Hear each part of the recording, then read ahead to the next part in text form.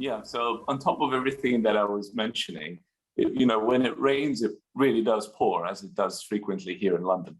And so these supply chain problems are just going to interfere with any potential, recovery and growth. So we, from our bottom-up network of analysts and contacts, we think this lasts till at least the second half of next year and could even stretch further in certain sectors. There are some sectors that are going to have a chronic supply shortage. Things like anything related to housing in the US is an example of that.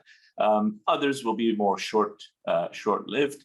Things around food and packaging is a little less severe. And then we have semiconductors somewhere in between. But again, we see it really lasting at least for another, say, 12 months or so. Hani, can I ask you about Japan specifically and your positioning here? Japan, and for that matter, the UK, have been flagged as cheap markets for as long as we've been sat around this desk, it feels like, but I think that's probably only the last few years. Now we've got some transition in leadership in the government. Kishida-san is now talking about Kishidanomics and a fresh election. Is there any reason to believe that we are on or in the foothills of a significant re-rating for this market yet? Sure, Steve. So look, I do agree with you, and I share the skepticism of owning Japan. We think of it more as a market that you should rent from time to time rather than own necessarily for the long term. There are some structural improvements that have definitely happened since Abe-san came in. We've seen profitability of Japanese companies creep higher.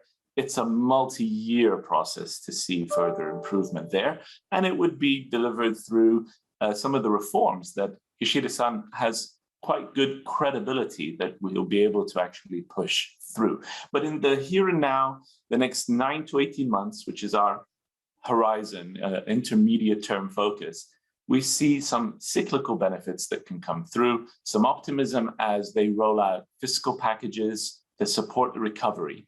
And on those supply chains, we're focused on the auto sector, which is now set to see some relief through delivery of semiconductor supply.